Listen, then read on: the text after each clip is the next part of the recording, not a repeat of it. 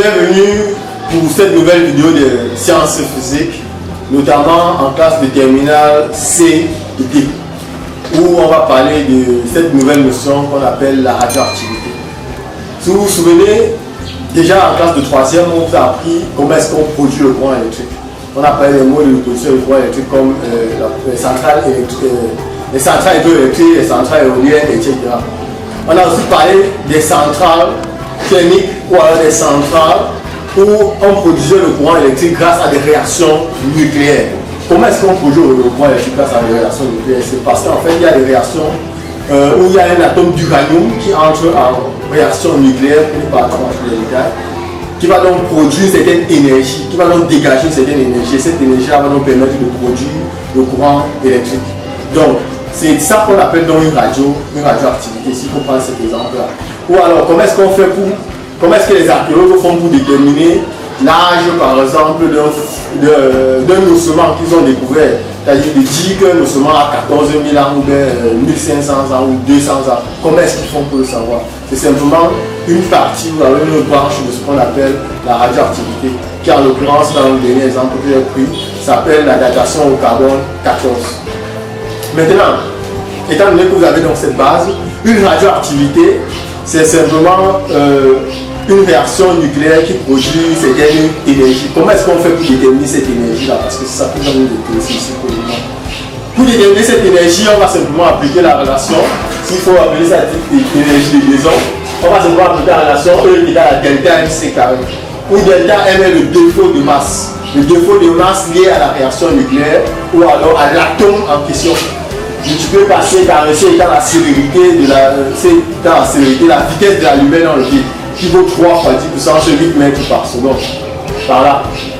Maintenant, on peut aussi déterminer l'énergie de liaison par nucléaire d'une réaction, c'est-à-dire l'énergie de liaison sur delta, sachant que tout atome noté grand X a un nombre de masse grand A et un nombre de charge grand Z de l'ordre. Lorsqu'on parle de l'énergie de liaison par nucléon, c'est simplement l'énergie de liaison divisée par le nombre de nucléons, alors si vous voulez le nombre de masse. Comment est-ce qu'on détermine donc le défaut de masse? C'est-à-dire, il nous faut déterminer l'énergie de liaison d'une réaction nucléaire, d'une réaction radioactive. Comment est-ce qu'on détermine le défaut de masse? On applique simplement la somme des masses des produits moins la somme des masses des réactifs. En valeur absolue, bien sûr. Ou alors, s'il s'agit simplement d'un atome, comment est-ce qu'on fait pour déterminer l'énergie de liaison d'un atome? Il faut déterminer donc, un atome est constitué de quoi? S'il faut se rappeler très rapidement, si vous voulez faire la seconde C. Un atome est constitué de protons, de nucléons et d'électrons qui gravitent autour du noyau atomique. Donc, la masse d'un atome, c'est donc la masse des électrons, la masse du proton et la masse des neutrons. Voilà donc, pour avoir donc le défaut de masse, c'est-à-dire la masse de tout l'atome, moins la masse des éléments qui le constituent. Voilà comment est-ce qu'on fait pour déterminer le défaut de masse. Z ici représente le nombre de protons ou alors le nombre d'électrons. Donc, on aura Z de masse de protons plus Z de masse des électrons, plus grand N étant le nombre de neutrons. Et on sait que le nombre de neutrons est égal au nombre de masse moins le nombre de charges. C'est-à-dire grand N est égal à A moins Z. Voilà. Moins donc la masse de l'élément chimique dont il est question aussi. Donc, partant de là, vous avez donc, vous connaissez donc déterminer le défaut de masse et déterminer C carré. On peut donc déterminer l'énergie liée à une réaction radioactive. Ensuite, lors d'une réaction radioactive, au départ, on a un certain nombre de noyaux initialement présents dans un échantillon. Plus le temps va passer, plus le nombre de noyaux présents va diminuer. Comment est-ce qu'on fait pour déterminer ce nombre de noyaux qui restera à un certain moment donné? On va donc appliquer ce qu'on appelle une loi de décroissance radioactive. C'est-à-dire le nombre de noyaux présents à un instant T est égal au nombre de noyaux initialement présents exponentielle moins lambda T. L'activité également d'un échantillon, c'est simplement le nombre de désintégrations par seconde. Il est également donné par la relation l'activité d'un instant T est égale à A0 exponentielle moins lambda T. Où ce A0-ci est simplement égal à lambda fois N0. Lambda étant la constante radioactive.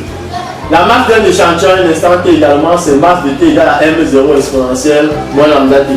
vous remarquez qu'on a pratiquement la même formule pour les trois. Donc N est égal à M0 exponentielle moins lambda T. A, c'est A0 exponentielle moins lambda T.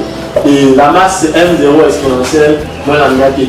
Dans les trois cas de figure, N0, A0 et M0 représentent respectivement le nombre de noyaux initialement présents, l'activité à l'instant initial et la masse à l'instant initial.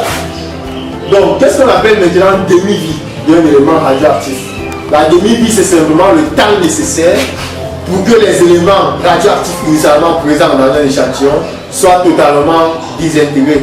C'est-à-dire qu'au départ d'un certain nombre d'éléments radioactifs dans un échantillon, au bout d'un certain temps, ce nombre d'éléments-là va se retrouver en train d'être désintégré, c'est-à-dire en train de disparaître. Il ne va plus rester qu'une certaine moitié.